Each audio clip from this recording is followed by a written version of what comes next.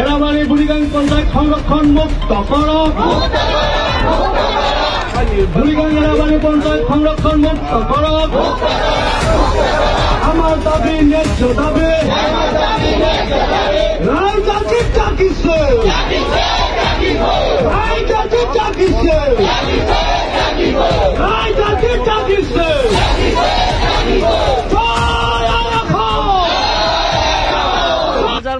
AC হ'ব হা আমি এতিয়া কিমান আছে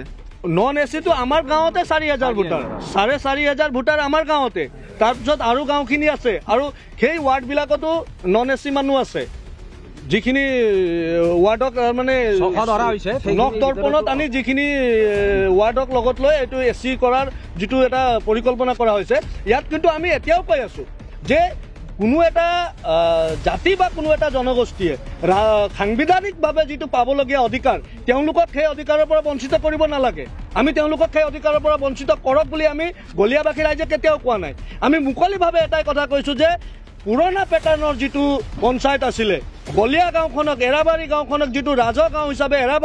এৰাবাৰী গাঁওখনক গড়েহাগি আৰু কদমনিৰ লগত ৰাখি আমাক এই সংৰক্ষণৰ যিটো প্ৰক্ৰিয়া তাৰ পৰা আঁতৰাই আনি আজি যি আপোনালোকৰ প্ৰতিবাদ হ'ল ইয়াত কি সিদ্ধান্ত লৈছে গাঁৱৰ ৰাইজে কি ক'ব এই মুহূৰ্তত ইতিমধ্যে গাঁৱৰ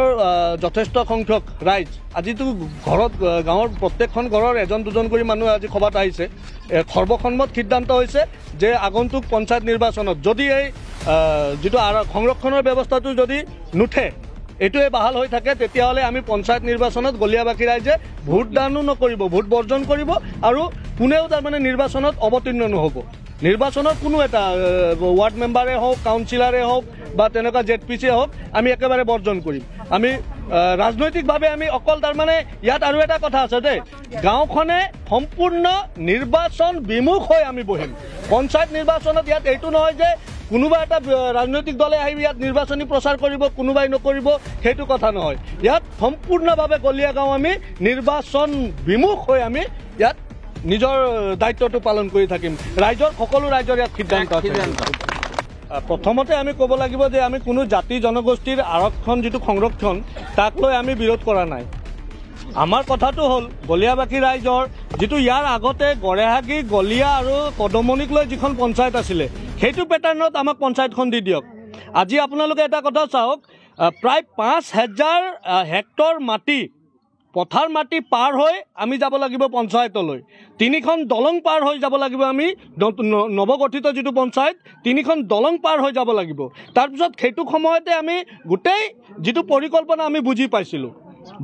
ইয়াত পৰিকল্পনাটো কি হৈ আছে আমি মুকলিভাৱে আহ্বান জনাব বিচাৰিছোঁ যে জনগাঁথনি হিচাপত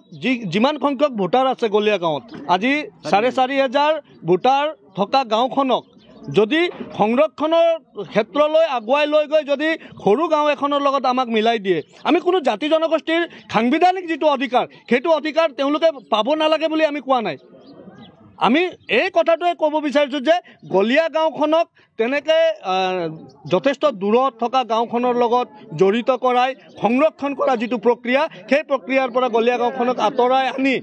দুখীয়া ৰাইজৰ যিটো খাটি খোৱা গঞাসকলৰ যিটো ৰাজনৈতিক অধিকাৰ তেওঁলোকে পঞ্চায়তৰ পৰা পাবলগীয়া যিখিনি অধিকাৰ সেই অধিকাৰৰ পৰা বঞ্চিত নকৰিবলৈহে আমি আহ্বান জনাইছোঁ আজি বিধায়কে দিয়া প্ৰতিশ্ৰুতি যিটো আমি প্ৰথমবাৰ ডিলিমিটেশ্যনৰ সময়তো গৈছিলোঁ তেখেতে কৈছিলে যে কোনো অসুবিধা নহয় আমাৰ এই পঞ্চায়তৰ গড়েহাগি পঞ্চায়তৰ অকল চাইনবোৰ্ডটো চেঞ্জ হ'ব বুলি কিন্তু এতিয়া আমাৰ এটা কাম বুঢ়ীগাং পঞ্চায়তত হ'লেই ইতিমধ্যে মাটিৰ কাম গতিকে আমি এতিয়া অদূৰ ভৱিষ্যতে দেখিছোঁ আমাৰ গলিয়া ৰাইজ এৰাবাৰী ৰাইজখিনি কিজানি বুঢ়ীগাং পঞ্চায়তলৈ তালৈ 4-5 কিলোমিটাৰ বাট দূৰ যাব লাগিব নেকি কাৰণ আমি আয়ুক্ত মহোদয়কো এপ্লিকেশ্যন দিছিলোঁ ডিলিমিটেশ্যনৰ কাৰণে আমাৰ হিয়াৰিঙো হৈছিলে কোনো সদু উত্তৰ নাপালোঁ আমি হিয়াৰিং হোৱাৰ পিছতো আৰু বিধায়কেও প্ৰতিশ্ৰুতি দিছিলে তাৰপিছত আমি কৈছিলোঁ যে এচি হোৱা সম্ভাৱনা আছে কোনো পদে এচি নহয় মই জীয়াই থকালৈকে নহয় বুলি প্ৰতিশ্ৰুতি দিছিলে আজি যদি বিধায়ক আমাৰ লগৰো আজি এজন বিধায়ক আমাৰ অভিভাৱক হয় আজি অভিভাৱকে যদি ইমান ফাঁকি কথা কৈছে অভিভাৱক যেনেকৈ মা দেউতা ঢুকুৱাৰ পিছত যেনেকুৱা এটা অৱস্থা হয় আমাৰ আজি সেই অৱস্থা হৈছে আমাৰ মা দেউতা ঢুকাই গ'ল বিশ্বনাথ চাৰিআলিত গতিকে আমি এটা সিদ্ধান্ত ললে এইটোৱে যে আগন্তুক পঞ্চায়ত নিৰ্বাচন বৰ্জন কৰিম আৰু তাৰ পিছতো প্ৰয়োজন অনুসাৰে আমি যদি সিদ্ধান্ত ল'ম যদি পঞ্চায়ত নিৰ্বাচন বৰ্জন কৰাৰ পিছতো যদি নহয় আমি বিধায়ককো বৰ্জন কৰিম বিধায়ক মহোদয়কো বৰ্জন এসসি সংৰক্ষণ হ'ল এসি সংৰক্ষণ না আমাক অধিকাৰ লাগে মুঠত পঞ্চায়ত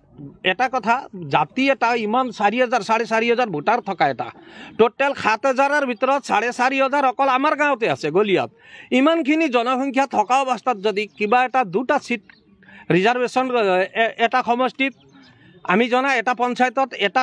পঞ্চায়ত ৰিজাৰ্ভেশ্যন কৰিলেই হ'ব এটা মানে ব্লকত বিশ্বনাথ ঘাট যেহেতু ৰিজাৰ্ভেশ্যন হৈছে ইয়াত আমাক কিহৰ কাৰণে এই বুঢ়ীগাংগে এৰাবাৰীটোক সংৰক্ষণ কৰিলে গতিকে আমি ইয়াত কিবা এটা ভৱিষ্যতে আমাৰ হ'ব লগা মানে ৰাজনৈতিক ষড়যন্ত্ৰৰ কথা ভাবি আজি আমি প্ৰতিবাদ কৰিছোঁ আমাক পঞ্চায়ত নিৰ্বাচন খেলিবলৈ ব্যৱস্থা কৰি দিয়ে অতি সোনকালে বিধায়কে কি ধৰণে হয় কাৰণ আমি বুজিব পাৰিছোঁ তেখেতৰ ইয়াত অনুমোদন আছে বিধায়ক কাৰণ আমি যেতিয়া দৰখাস্ত লৈ গৈছিলোঁ আমি ডিচিৰ ওচৰত আয়ুক্তৰ ওচৰত তেখেতেও এটা লিখি দিছিলে পিছপিনে আমি এনেকৈ হাতত দিছোঁ আয়ুক্ত মহোদয়ক তেখেতে ওপৰৰ এপ্লিকেশ্যনখন পঢ়িলে তলৰ নপঢ়িলে তেতিয়া মই আগত আছিলোঁ মই ক'লোঁ ছাৰ তলতো এখন দিয়া আছে এইখন মই ইতিমধ্যে গম পাই গৈছোঁ বুলি কৈছে গতিকে বিধায়কে ৰাতিৰ সিদ্ধান্ত হ'ল আজিৰ সিদ্ধান্তটো এইটোৱে হ'ল যে আগন্তুক পঞ্চায়ত নিৰ্বাচনত আমাৰ কোনো কেণ্ডিডেটো আমি নিদিওঁ আৰু পঞ্চায়ত ইলেকশ্যন বৰ্জন কৰিম নাই আইনী ব্যৱস্থা লোৱা নাই যদি প্ৰয়োজন চাওঁ মানে বাছ বিচাৰ কৰি আইনতো ফটকে যাব নোৱাৰি আলোচনা মৰ্মে যদি যাব লগা হয় আমি আইন ব্যৱস্থাও যাম আৰু দিছপুৰলৈও যাম বা বিধায়ক মুখ্যমন্ত্ৰী তথা অভিভাৱক মন্ত্ৰী তেনেকৈ যিমান যি আছে পঞ্চায়ত আৰু গ্ৰাম উন্নয়ন মন্ত্ৰী তেনেকৈ তেখেতসকলক যদি লগ কৰিব লগা হয় তেতিয়া তালৈকেও যাম বুলি ভাবিছোঁ কিন্তু এতিয়া আমাৰ প্ৰথম সিদ্ধান্তটো এইটোৱে হ'ল যে কোনো পদে আমি পঞ্চায়ত ইলেকশ্যনত সহযোগ নকৰোঁ